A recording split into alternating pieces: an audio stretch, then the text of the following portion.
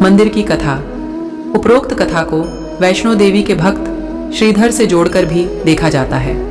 700 वर्ष से भी अधिक समय पहले कटरा से कुछ दूरी पर स्थित हंसाली गांव में मां वैष्णवी के परम भक्त श्रीधर रहते थे।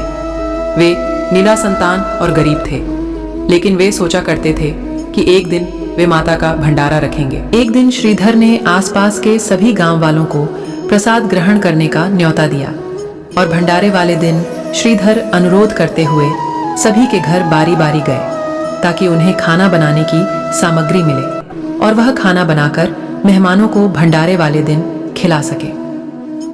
जितने लोगों ने उनकी मदद की वह काफी नहीं थी, क्योंकि मेहमान बहुत ज्यादा थे। वह सोच रहे थे इतने कम सामान के साथ भंडारा कैसे होगा। भंडारे के एक दिन पहले श्रीधर एक पल के लिए भी सो नहीं पा रहे थे, यह सोचकर कि वह मेहमानों को भोजन कैसे करा सकेंगे। वह सुबह तक समस्याओं से घिरे हुए थे और बस उसे अब देवी माँ से ही आस थी। वह अपनी झोपड़ी के बाहर पूजा के लिए बैठ गए। दोपहर तक मेहमान आना शुरू हो गए थे।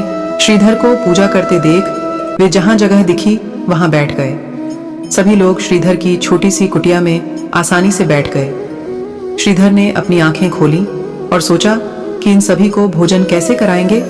तब उसने एक छोटी लड़की को झोपड़ी से बाहर आते हुए देखा, जिसका नाम वैष्णवी था। वह भगवान की कृपा से आई थी। वह सभी को स्वादिष्ट भोजन परोस रही थी। भंडारा बहुत अच्छी तरह से संपन्न हो गया था।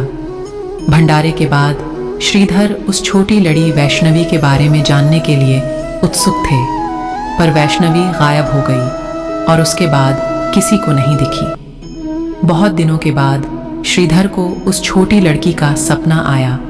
उसमें स्पष्ट हुआ कि वह मां वैष्णो देवी थी। माता रानी के रूप में आई लड़की ने उसे गुफा के बारे बताया और 4 बेटों के वरदान के साथ उसे आशीर्वाद दिया। श्रीधर एक बार फिर खुश हो गए और मां की गुफा की तलाश में निकल पड़े और कुछ दिनों बाद उन्हें वह गुफा मिल गई। तभी से वहां पर माता के दर्शन के लिए श्रद्धालु जाने लगे।